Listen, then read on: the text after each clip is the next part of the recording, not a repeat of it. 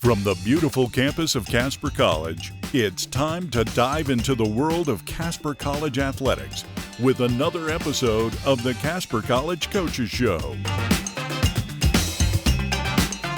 Now here's your host, Phil Kohler. Welcome fans to the Casper College Coaches Show. I'm your host, Phil Kohler, joined as always by the head coach of the Thunderbirds, Tom Parks. Coach, great weekend for you guys. You guys moved to 22-8 overall. 10-2 in Region 9, finished 9th in Region play, and it seems like pretty much every time we're sitting down now, we're talking about a win or a couple of wins. Got to feel good to go down south this weekend and get a couple of wins. Yeah, no, it was a fun weekend, and it was two very different basketball games that were played, but it was good. I mean, that road stretch was something that we have talked about for a long time, and we're through it, and we've obviously won a bunch in a row, but winning 5 out of 6 that were on the road. Out of those last 6 games. So, that's nice to know that we started off not great on the road, but finished really strong. Yeah.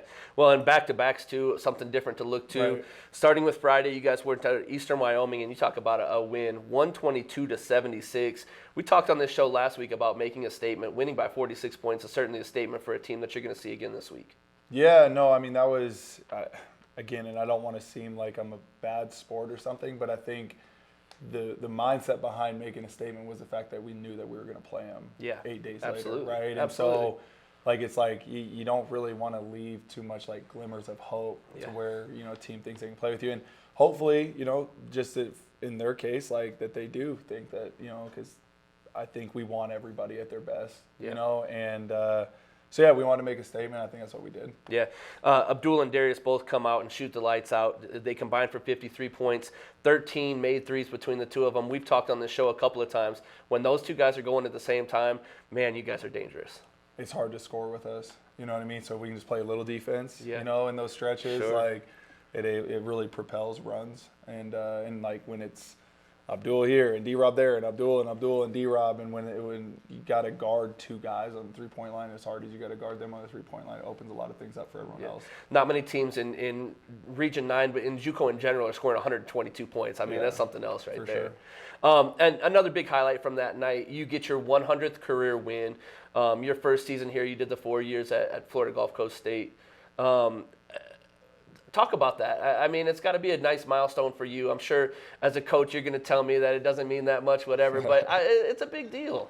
Yeah, I mean, as a coach, I'm going to tell you it does. No, but actually, just to – because I don't really know what direction to go with that, and since we talked before the show about the questions, I wasn't really sure how to answer it still, right. And I was thinking about that while we started, but I really would have had no idea, but – a buddy of mine posted 100 wins, and I was like, we've been coaching about the same time, and we both had pretty good records. Like, I wonder what I'm at. And I was at, 98. Like, I probably would have missed it, to be honest. Yeah. It was, after Central, I was like, oh, I'm at 98. So, I mean, it's cool. I mean, I just think that people see me on the sidelines, and they know that, we're running practice, but there's a lot that goes into those wins, and I would say that I've always been in the philosophy I'm going to recruit as good of people and players as I can, and I believe that the players are the ones that really win the games, right? Yeah. I mean, they got to be coachable, they got to do some things, but I've had a lot of people make me look probably better than the coach I am, so I hate to give you that answer, but it's exciting, and I'm excited to be in that club, and there's not a lot of people that even get to be a college head coach, so the fact to win that many games as a head coach and still have a lot more years to do it, it's fun. Well, and you tweeted out the other night, too, that, so much of that is from all different people, right? Yeah. Your assistant coaches, your players, your wife, your kids, all these different people that come into play. I mean, it certainly is a group effort. No, 100%. Yeah. So in those 100 wins, do you have a moment or several moments that kind of stick out? Do you have a most memorable game or situation or even a conversation with somebody that kind of sticks out over the last 5 years that you've been coaching? I don't know if I can come up with just one moment, but I mean, I'm just a big relationship guy, Absolutely. And I think that before being a coach, playing the game, basketball brought me all over the world. They introduced me to my wife, introduced me. I mean, most of my friends are people that were involved in the game. It just happened because that's just what all I did, right? And same thing. I mean, even now, like most of my friends are in the coaching industry, and there are people I see recruiting and people I see at the Final Four and stuff like that. So I just think the relationships, man, I mean, it's fun to do everything you can to make an impact. And then, you know, you'll get I got a message from a kid who played on the St. Peter's Elite 8 team, and he's playing in Georgia right now, the country. Yeah. And he just sends me this long message back about, you know, how proud he is of me and like all these things. And it was unrelated to the 100 wins. And you know, I just think those are the reasons that you do it. So just a lot of really good players and a lot of fun bus rides and meals and, you know, yeah, the wins are fun, but I think I know it's cliche, but it's about the process. It's about all the running and all those other things that go into it, the community service. Like those are the memories that you have. And I think winning is kind of just a byproduct of all those things, you know. Well, and I'm sure over the next 15 to 20 years, it's going to stand out even more when you start getting invited to weddings and you start getting invited to birthday parties and things like that. Sure. What a cool experience for you. Absolutely. So my last question in regards to this, if a coach came up to you, a young guy just starting out that wants to they want to figure out a way to win 100 games in 5 years, and they came up to you and said, Coach, what's your secret recipe? Like, what are you going to tell them? Well, I think it's the same thing that we tell our players when they're trying to get recruited is like, you have to be elite at something. You know what I mean? Like, I can't be an elite recruiter, an elite X's and O's guy, you know, an elite relationship builder, an elite skill developer, an elite strength conditioning coach. Like, there's only so much time in the day. And I try to be really good in all those areas, but I think you have to be elite at something, you know, and you know, I think that I do a really good job recruiting, and I think I do a really good job at, you know, building relationships with our guys, which in turns makes them trust me and trust the process more. But I think there's really, really good coaches that are elite at X's and O's and can manipulate the game and do different things. But I don't think you can try to be good at a million things. I think you really got to pick a few things, and it's like, you know what, this is going to be my wheelhouse. It's like Tom Parks is always going to be known for having really good guards or having really good players, you know what I mean? And I don't know which is the most important. I know which ones I prioritize, but it's just like our players. Like, if your thing is shooting, like, be an elite shooter. Like, you're not going to be elite at everything because there's very few players in the NBA that are elite at everything. They have weaknesses. You might not know their weaknesses, but they got them. And so just trying to narrow down on something and honing in on it and you know, being a student of the game, and whether it's watching film or whether it's like connecting with everybody and networking so you can recruit with it, evaluate talent, whatever it is, like, just try to do everything you can to be the best at it, you know? Yeah, I mean, just in that few sentences alone there, just talk about all the different things that go into basketball. I mean, coaching basketball at this level especially, there are a million different things that go into it. That's crazy. So again, okay, moving on to your game Saturday, you guys go down to LCCC. You guys come away with a 90-86 win. Paul Marble was just in here and called the win gritty. What did you think about the performance on Saturday?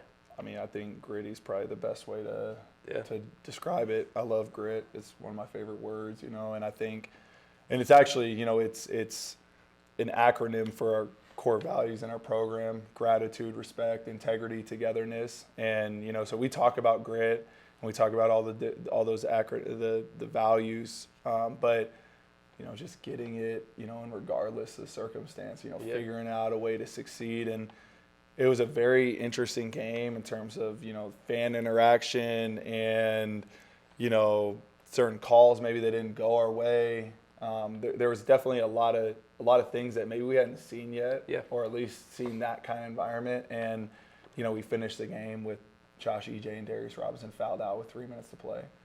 You know, and we found a way to close the game with guys that normally weren't on the floor in those minutes. So, man, I was really, really proud. And like I said, it was a tough environment. And LCCC's been playing good basketball too, you know, and they've been playing really good. And they played Gillette tough, and they played us tough. You know, they won a lot of games in between that. And so it was a good win to get on the road. And like I said, I don't know. I've told a lot of people, I think if we're fortunate enough to keep playing and to get to, you know, Western Nebraska and Scotts Bluff, I think that the environment we faced probably going to prepare us really well for what we could see, you know, down the stretch if we end up playing the home team. Yeah, well, and so many different things that benefited you last weekend. You guys play a back-to-back, Yep. which you're going to see again in a couple of weeks, hopefully. You guys get a hostile environment. You have to find a different way to win. And again, you have two guys that foul out, and you have two new guys that are now that much more prepared for if you guys come into a situation in Western Nebraska where you have to have that. Right. We didn't talk about this off the air, so I'm going to put you on the spot here. Going back home to Cheyenne, was there any sort of added anything there? Was it fun to just be back kind of in your hometown? Yeah, it was fun. It was weird Yeah. a little bit just because, I mean, especially Story Gym. Like when I'm dating myself, when I was growing up, but when I was playing at Central, the first couple years we had a gym, you know, at the high school, but it wasn't a gym where we played games. Like we played all our games at Story Gym. Cool. So there's a lot of basketball memories in there. I told the guys before the game, I said, look, no pressure. I know I made you win last night to get my 100th, and I'm going to make you guys win today because I've never coached a game in my hometown. Yeah. So it was cool. I mean, seeing some people I hadn't seen in a little while. And, you know, I mean, that's the thing, too, is Casper does a really good job, like, even on road games. I mean, we had between the women's basketball team and the people that drove to the game, I think we were louder in our bench. I think we were louder than everybody else. Cool. You know, so it was fun. It was good. Just I had a lot of friends that like had never seen me like in my coaching element. And I'm definitely a little bit different human being on the sidelines than I am off the sidelines. There's Coach Parks and I mean a lot of people that see me on the sidelines are like, especially people that don't know me very well, and it's like just come to a game. They're like, were you mad the whole game? I'm like, no, I'm just like, I'm locked in, I'm focused. Like my resting face might look angry, but I'm just intense and focused and locked in. So I think it's cool though how you flip the switch. I mean, you go from Coach Parks the whole game where you look like you're angry the whole time, and then after the game you're walking and doing the handshakes with your daughter in tow. Like, I mean, that transition from Coach Parks to Tom is pretty cool. Yeah. So then Malik leads the way with 22 points. A guy that really has been more of a facilitator this year, but what really got it going for you guys. That game, you guys had already been locked into the number 2 seed. And so really the outcome of that game didn't really matter much as far as seeding was concerned. How do you convince guys to go out and play hard in a game like that when the outcome doesn't really matter? I think that's kind of the telltale and if you have a special team or not, honestly. Sure. Yeah, you know, and again, I mean, we still have a lot of work to do, but I feel like we don't have to motivate our guys. Yeah. And I was in the sub shop, and shout out to Caden in the sub shop. He was making my sub yesterday, and he's like, so Eastern Wyoming, I mean, you beat him by 46. And I was like, yeah, you know, we got to be like, he's like, don't worry, coach. All the guys were already talking to me. They're like, hey, we can't take him for granted. And they were telling him this, and I was like, all right, nice. You know what I mean? And it's, again, like I think part of it is you're probably going to always go into that game being like, well, we really beat them. You know, what do we got to do? But, you know, in this situation, I think they wanted to keep the win streak going. They wanted to have momentum going into the playoffs. Like they knew that it didn't dictate where we were going to move and who we were going to play. But I think a win or a loss and how you play does dictate, you know, the momentum that you have going forward. Absolutely. Well, a special shout out to Caden for this transitioning into next week. You guys do get Eastern Wyoming again this week, a team that you played 8 days ago. We talked about it a little bit last week, but do you change much in playing a team twice in a week? I think it depends on if you have to change much. You know what I mean? I think that we've been a team that's kind of been true to who we are, you know, and I think this game is about us, you know, and again, I know it's a generic answer, but, you know, we've played them our way, and first game played okay and beat them by a little bit. Second game, you know, again, made a statement. I think we're going to go out there and play the way we've been playing. You know, there's some things, again, that we talked about last week that we may have, like, in our back pocket, you know, like adjustments. And I think you always have to go into games like that. But how many times do we actually have to use that? And we've been very fortunate this year where we've won the way we've wanted to win, and we've done it in a way that there hasn't been a ton of close games to where we've had to adjust and pull out some of those things. So it could be something that could be very important down the stretch if we can keep playing. Well, and you're still playing against college basketball players, and so you've got to be ready to go. To that point, you guys, the first 2 times you played them, you know, they're just regular season games. Now all of a sudden you're playing for your tournament life. You're playing for your life in general. I mean, at this point, if you guys lose, you're out. Right. Does the sense of urgency change things for the guys, for you as a coach? Is there anything different that goes about knowing that you need to win? I mean, I've seen our guys. I mean, our guys have been a group that's been in the gym, but I think you've noticed the last couple weeks leading up to this, like our guys have been, almost very religious about, their routine and getting shots up and getting extra work in and doing the things that they need to make sure their bodies are ready. And so I think it's, and it's kind of, we're in a weird place because normally there's kind of, when you're on a win streak, there's a relief to kind of lose in a sense because it's like, all right, but there's no relief now because it's like, when the win streak over, our season ends, right? And so, but I think our guys have been very locked in for a long time. I mean, I think that's why we didn't lose a game in February, and we're seeing, we had that same kind of stretch in December, and I'm not saying we would have never lost, but I think if we just didn't have that break, I think you would have seen, I guess us improve more than we probably did taking that month off, which everyone takes. So, but yeah, I don't know. I think we're in a good spot, and we won't do too many things different. And I think our guys will be pretty motivated. Yeah. Well, and I remember back to the conversation that we had in December where you looked at the rest of the schedule and you felt like there were a lot of wins on there. Certainly has been the case looking back over the last couple of months. So, Coach, the game Saturday, obviously a big one. But then looking ahead, Region 9 tournament is going to be in Scottsbluff this year. I know that you're focused on what you've got at hand on Saturday. Do you do any looking ahead towards kind of what would be the next week there when you guys go down to Scottsbluff? I mean, we booked our hotel just in case. We want to make sure we got rooms, and we made sure that we had a bus driver. Yeah. And that's really about it. I mean, it's fun to look at the big picture and be like, okay, could be this, could be this, could be this, could be this. But I think at the end of the day, I told Dion this, we're just worried about Eastern Wyoming. Yeah. And while some people would look ahead, I don't think that's a smart thing to do. Sure. Again, winning or losing obviously the goal is to win, but it's more of what kind of basketball are you playing right now? Right. And so we want to be playing good basketball, and we've done that, so we just want to carry that through. And I think if we go out, if we focus on what could be, and look, who really knows? I mean, if you look at the North and the South, there's two teams at the top on each side that we have identical records. Western Nebraska and Gillette have identical conference records. Trinidad and us have identical conference records. After that, I wouldn't say there's a drop-off, but I would say everyone beats up on each other, especially those 3, 4, 5, 6 seeds. Yeah. They all beat up on each other, and it's sure, there's home sites, but not everywhere has a huge home court advantage either. Right. They have some, but maybe the house isn't going to be packed. Maybe it's a short drive.